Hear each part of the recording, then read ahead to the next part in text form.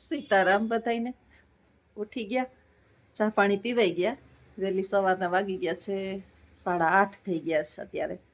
ચા પાણી પી, ચાદર ને બધું બદલાવ્યું, સોફા ને કવર બદલાવ્યા, ધોયા હતા તે બધા હૂકવીને મૂક્યા ને ચાદર બધું બદલાવીને રાખ્યું અત્યારમાં. અને હવે ચાદર ધોવાની બાકી છે. એક ધોવ પછી થાકું. કાલે કપડાં વધારે ધોયા હતા. 2-3 દિવસ બહાર જઈએ ને એટલે મોટી સમસ્યા ઊભી થાય ઘર સફાઈ અભિયાનની, અને ધીમે ધીમે થઈ જાય. આમે મારે આખો દિવસ હવે આજ કરવાનું છે.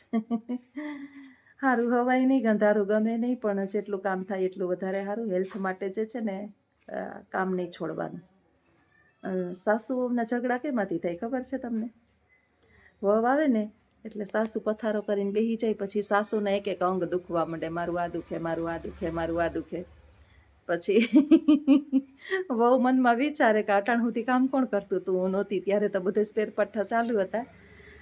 જીવનની અંદર જે છે ને અત્યારે તૈયાર માથે જમવા આપે ને એવું માં સિવાય આ પૃથ્વી પર કોઈ હોય નહીં. એટલે એવી કોઈ પણ પ્રકારની અપેક્ષા રાખવી નહીં કે તૈયાર માથે મળશે. પછી આપણા અંગ દુખતા હોય કે ભાંગી ગયા હોય કે તૂટી ગયા હોય, એની અરે આ દુનિયામાં કોઈને કાંઈ લેવા દેવા છે નહીં. દૂધળી ભેં હોય ને એનું પાટું ભલું. ભેં દોવા દેતી હોય ને તો એ પાટું મારે ને તો એને પછી સહન કરીએ. પણ આપણે બધા નિવૃત્ત થઈ ગયા છીએ. નિવૃત્ત એટલે શરીરથી નિવૃત્ત. શરીર થાક્યું છે, કમાતા બંધ થઈ ગયા હોય. મેં તો જો કે હાથે કરીને બધું બંધ કર્યું છે, અને મને છોકરાઓએ ના પાડી દીધી એટલે નથી કરવી નોકરી, ને શાંતિ લેવીશ મારે એવું મારા જીવનમાં. આપણે આપણા માટે વિચારવાનું. એટલે પણ સાસુ કોઈ દુઃખ ન લગાડતી. કહેવાનો અર્થ એટલો છે, માત્ર ને માત્ર સમજવા જેવી વાત છે કે આપણે જે છે ને જે અપેક્ષાઓ લઈને બેઠા છીએ ને કે આપણી થાળીની અંદર ગરમા ગરમ બધું મળશે ને આપણે આવું થશે ને આપણા દીકરો ને વહુ આપણી આવી સેવાઓ કરશે ને, તો આપણો ભ્રમ છે. આ ભ્રમ જેટલો વહેલો તૂટી જાય ને એટલું વધારે સુખ પ્રાપ્ત થાય. જ્યાં સુધી કામાવાલા છે, ધામાવાલા નથી.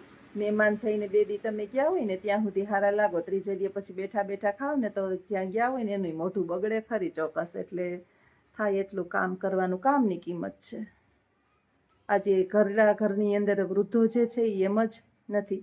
એક વિડીયો મેં જોયો હતો ને એની અંદર એક બેન જે છે, મારું નામ નથી લેવું, મને ખબર છે, એ એમ કહેતા હતા કે ઘરડા લખણ ખોટા હોય ને એટલે વૃદ્ધાશ્રમમાં હોય. વૃદ્ધાશ્રમમાં હોય ને એ બધા લખણ ખોટા હોય.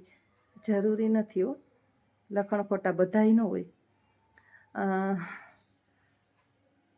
બહુઓની કમ્પ્લેન છે કે મને મારા મા બાપ તરફથી આ મળ્યું, આ કરાવી દીધું, આ લઈ દીધું, આ લઈ દીધું.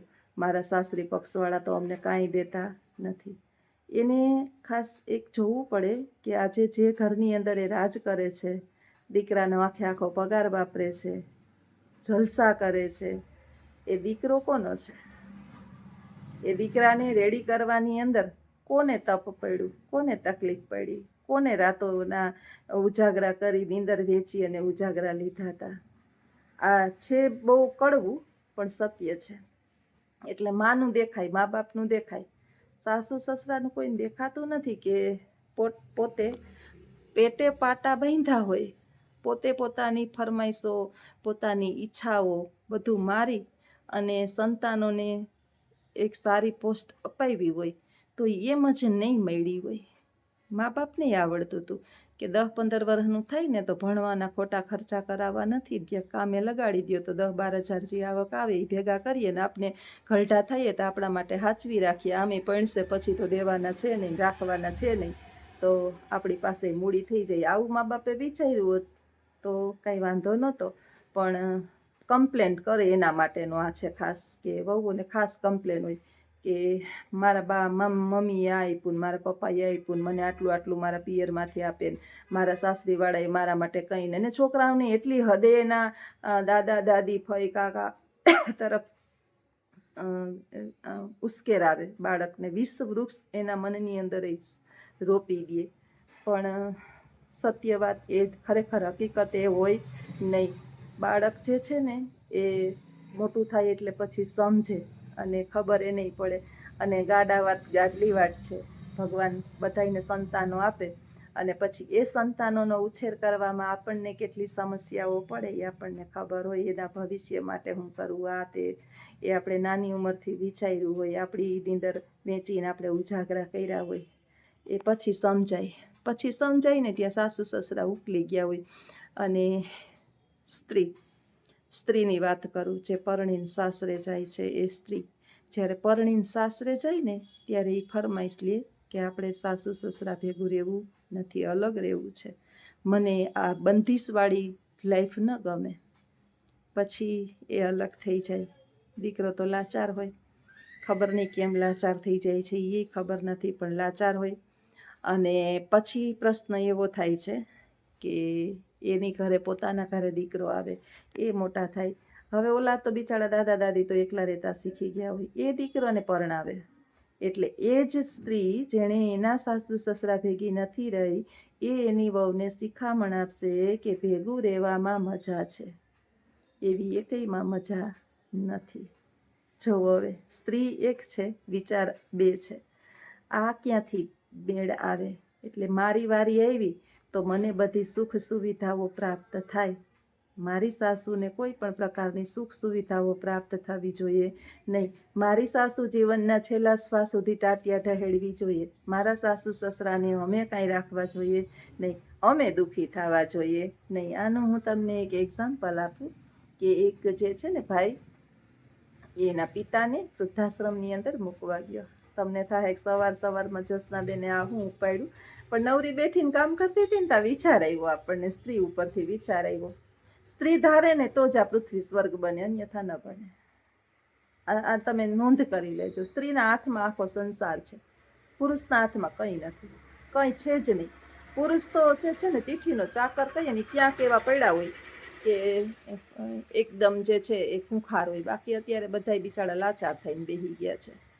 તો એટલે યાદ આવ્યું મને, એ એક ભાઈ જે છે એના પિતાને વૃદ્ધાશ્રમમાં મૂકવા ગયો, ભેગો એના દીકરાને લઈ ગયો. એટલે એ વૃદ્ધાશ્રમમાં એના પિતાને મૂક્યો. એટલે એના પિતા જે છે ને એ ખૂણો જોયો ને, ત્યાં જોઈ ખૂણામાં પાસે બેસી અને ધ્રુસકે રડવા માંડ્યો. એટલે પિતા જે છે ને એને એનો પુત્ર કહે છે કે મારી મજબૂરી છે કે મારી પત્ની જે છે એ તમને સાચવવા માટે તૈયાર નથી, એટલે બાકી હું એ મૂકું એમ નથી. એટલે પિતાએ સરસ જવાબ આપ્યો એના પુત્રના કે દીકરા, તારો વાંક નથી. મને એનો આંસુ નથી આવતા કે હું વૃદ્ધાશ્રમમાં આવ્યો, મને એ આંસુ આવે છે કે આ ખૂણાની અંદર જ હું મારા પિતાને અહીંયા મૂકી ગયો છું, એ ખૂણામાં આજે હું પણ બેઠો છું. દીકરો તરત જ જે છે ને એ 10 સેકન્ડે એને હૃદયની અંદર એક લાઇટ થઈ ગઈ અને તરત જ એણે કહી દીધું કે વહુને રહેવું હોય તો રહે, ના રહેવું હોય તો એના મા બાપની ઘરે હાલતી થાય, એને જે કરવું હોય કરે. હાલો પિતાજી, આજે તમે તમારા પિતાને મૂકી આવ્યા, હું મારા પિતાને મૂકી આવું. આ મારા ભેગો છે, એ જોવે છે, એ કાલ મને મૂકવા આવશે. આની અંદર મારે આ જે છે ને એ રીત ચાલુ નથી રાખવી, અહીંથી પૂરું કરી દેવું છે. દુનિયાના દરેક દીકરાઓનું આવું હૃદય પરિવર્તન થઈ જાય અને એની અંદર થોડી કંઈ પણ હિંમત આવી જાય અને પત્નીને કહેતા થઈ જાય તો લગભગ વૃદ્ધાશ્રમો બંધ થઈ જાય. અને આજે જે છે એ આપણે બધાય કોક જે છે ને, હું મારી બાની સેવા કરતી ને તો બધાને મજા આવે, એવા બેન સેવા કરે, કેવું કરે. એ જ બા દરેકના ઘરમાં છે. જો દરેકને આવી ઈચ્છા થતી હોય ને અને દરેકને હૃદયની અંદર જે છે એ લાગણીના ભાવ એના મા બાપ પ્રત્યે ઉપજતા હોય તો વૃદ્ધાશ્રમો હોય નહીં. બહુ કડવી વાત છે, ગળે જલ્દીથી ઉતરે એમ નથી. કારણ કે મા બાપને રાખીએ ને એટલે એક પ્રકારના બંધન હોય આપણી ઉપર, એને સાચવવું હોય ને. અને એ બંધન આપણા મા બાપે આપણા માટે ઝેલા હોય. આપણે નાના હતા ને ત્યારે મા બાપને બંધન હતા, આપણે જ બંધન નથી. આપણા દીમાં રાતે આપણે સમજતા નહોતા ને આપણે અક્કલ નહોતી ને, તો એ રાતે આપણે 10 ફેરે ભીનું કરતા ને ભીનામાં મા બિચારી સૂઈ રહેતી, આપને કૂક્યામાં હુવડાવતી. એનો થોડું ઘણું જો ઋણ ચૂકવાય એટલું તો આપણે માનું કરવું નહીં પડતું હોય. મા બાપનું ચૂકવવાનો વારો ઈશ્વર આપણને આપે, થોડું ઘણું ઋણ મા બાપનું, પણ એ દરેકના કિસ્મતમાં હોતું નથી. તો અત્યારમાં લાંબી વાત ન કરતા આવજો બધાય. સીતારામ. દરેક માણસો સરખા નથી હોતા અને દરેકને આ વાત લાગુ પડતી નથી, એટલે કોઈએ માથે પાઘડી ઓઢી લેવાની પણ જરૂર હોતી નથી. કારણ કે બધા જ વૃદ્ધાશ્રમો નથી. હજી આ પૃથ્વી ટકી છે ને એનું કારણ ક્યાંક ઘણા બધા સજ્જન વિરલાઓ આ પૃથ્વી પર છે. આવજો. સીતારામ.